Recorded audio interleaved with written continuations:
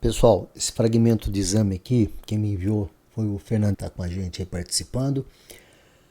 É uma história de uma criança de 8 meses de idade, é uma história do episódio de uma parada, com rápida recuperação sem alteração motora.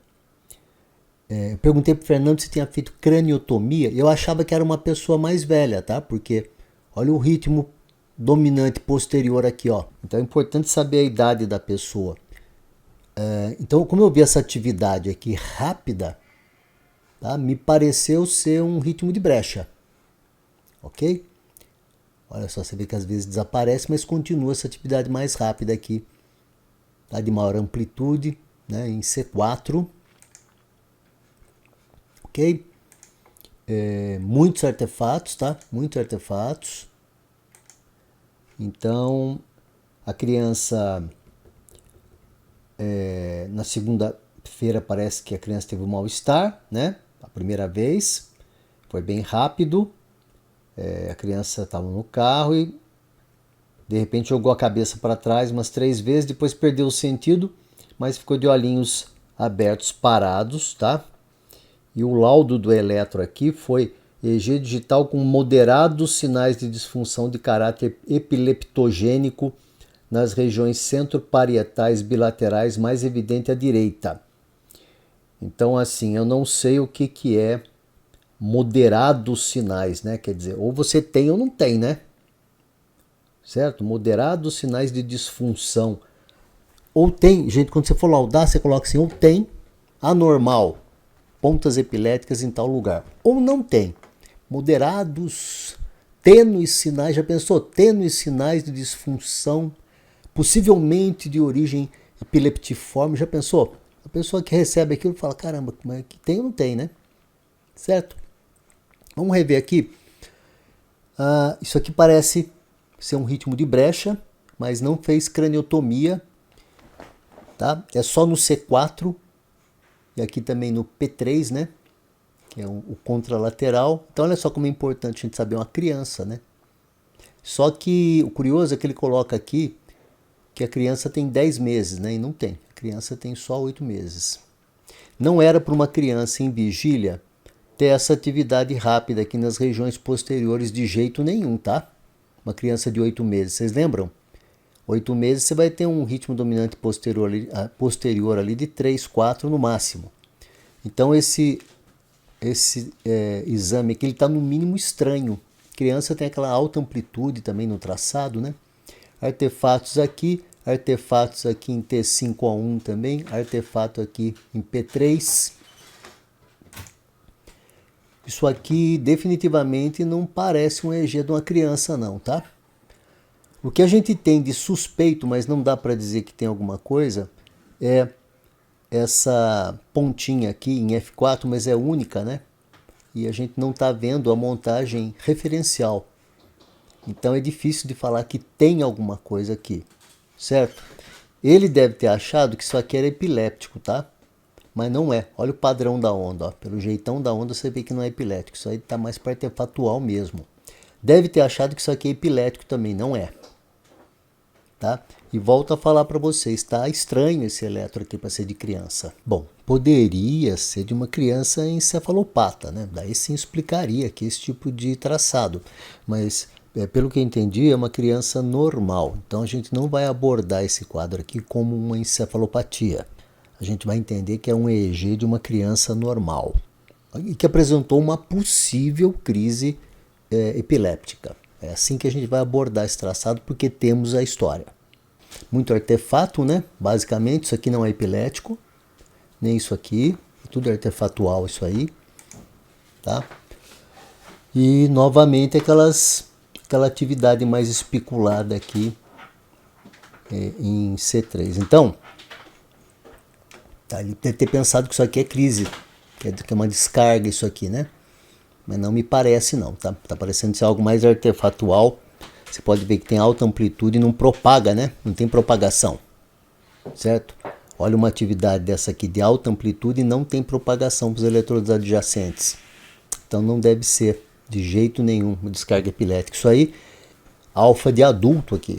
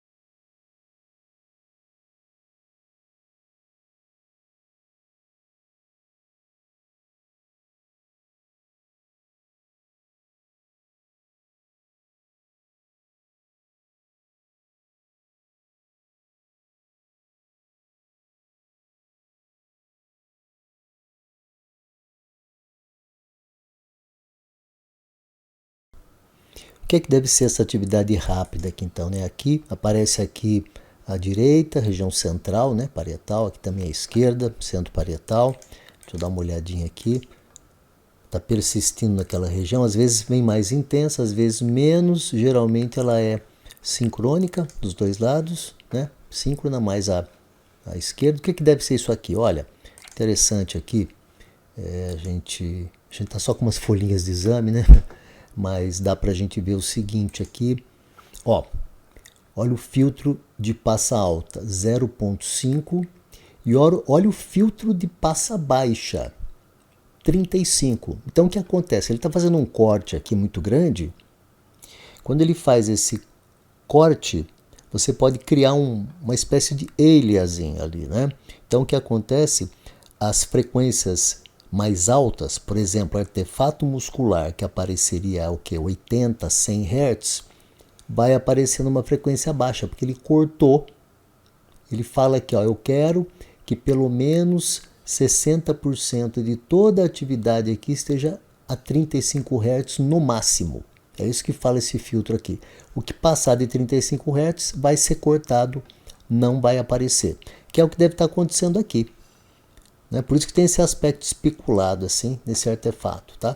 Deve ser músculo, que está na posição de músculo pelo tamanho da cabeça da criança. Você fala é central, isso não é temporal. Sim, mas o tamanho da cabeça da criança é muito pequena. Então você acaba pegando esses artefatozinhos musculares, tá? E aí com o aliasing dá a impressão que aquilo ali é onda aguda, né? Ou então, como eu pensei, né? Falei, ah, é um adulto. A hora que eu abri no olhei, falei, é um adulto, isso aqui é um ritmo de brecha. E não é, tá? Porque não tem craniotomia nessa criança. Poderia ser de uma criança encefalopata, né? Daí sim explicaria aqui esse tipo de traçado. Mas, pelo que eu entendi, é uma criança normal. Então a gente não vai abordar esse quadro aqui como uma encefalopatia. A gente vai entender que é um EEG de uma criança normal e que apresentou uma possível crise epiléptica. É assim que a gente vai abordar esse traçado, porque temos a história. Nós temos uma limitação, né, que a gente está vendo aqui 1, 2, 3, 4, 5, 6 páginas só. O ideal seria ver um exame de 20, criança, 30 minutos, nem 20, né? Bebezinho assim, 30 minutos a 1 hora de exame e a gente poder mudar as montagens, né? Tá? A gente poder mudar as montagens. Certo, Fernando? Porque daqui a pouco você me manda aí o exame completo e fala, ó, tem uma espícula aqui, tá vendo? Como é que você não diagnosticou? Então, a gente tem que ver o exame inteiro. Teria que ver num padrão EDF, mas a sugestão que eu dou para você, repetir o exame em melhores condições técnicas, né, no mesmo laboratório ou em outro laboratório. Prolongar o exame, se não tem 1 hora de exame, prolongar 1 hora. Né? Criança de 8 meses, geralmente a gente faz dormindo, né? Desperta no final, porque a criança mexe e tal, pode atrapalhar um pouquinho a resolução do exame, tá bom? É isso aí. Pessoal, para comparação, vou mostrar um exame de uma criança aqui para vocês de 10 meses de idade, tá? Normal. Então você veja que a criança em sono, né, ela tem os grafoelementos todos do sono e na região posterior aqui, ela tem essa atividade lenta, né, que é típica do início do sono das crianças abaixo de 5 anos de idade, né, dos 6 meses aos 5 anos de idade, né? Tem aqui uns fusos que são longos, né, prolongados, onda aguda de vértex a gente já viu ali atrás, tudo direitinho, né? Atividade de sono aqui normal, ok?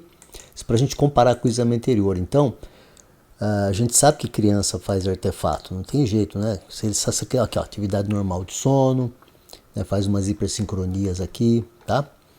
Agora, vamos ver o que acontece a hora que essa criança acorda. Como é que a gente vai saber que acorda? Mudança do padrão de sinal, né? Vai estar despertando aqui, tá vendo? Deve fazer artefato de movimento, aqui ó, fez os artefatos, tá? E vamos dar uma olhadinha. Olha como é que vira o padrão. Você vê que é diferente daquele outro exame que a gente viu, né? Esse aqui é o padrão da atividade de vigília de uma criança de 10 meses. Um bebezinho não tem nenhum ano. Mas ele já tem um ritmo dominante posterior aqui, ó. 1, 2, 3, 4, 5 Hz, mais ou menos 5 Hz, tá? Vamos contar de novo, aqui está acordado, tá vendo? O ritmo beta apareceu lá na frente, ok? Então a criança despertou. É que o padrão é diferente do adulto, né? O ritmo dominante posterior dessa criança é mais lento, lógico, tá? Então vamos ver aqui quanto que tá, ó. 1, 2, 3, 4, 5, 6, 7. Nossa, até subiu, né? Vamos ver como é que tá a média aqui, né? Do ritmo dominante posterior dele. Aqui, ó. 1, 2, 3, 4, 5. Aqui, ó. 1, 2, 3, 4, 5. Vamos ver aqui, ó. Daria 1 aqui, 2, 3, 4, 5, 6. Então tá uma média de 5, 6 Hz, né? No frigir dos ovos aqui, ó. 1, 2, 3, 4, 5, 6. E uma atividade rápida anterior, uma criança de 10 meses de idade, tá? Por isso que eu falei para você que aquele exame ali, ele não lembra o exame de uma criança pequenininha, lembra? É por isso que eu perguntei até se tinha feito craniotomia, né? Porque aquele artefato me pareceu um ritmo de brecha, mas vamos ver aqui, ó. 1, 2, 3, 4, 5, 6. Né? O ritmo dominante posterior está aqui. A gente tem o gradiente antero-posterior, né? Mostrando ritmos mais rápidos de menor amplitude lá na frente. À medida que você vai se deslocando aqui para as regiões mais posteriores, a amplitude vai aumentando. Isso aqui é normal. Então, para comparar com aquele outro exame, o ideal é que a gente possa repetir esse exame, então, numa condição técnica melhor, né? O exame que a gente viu antes.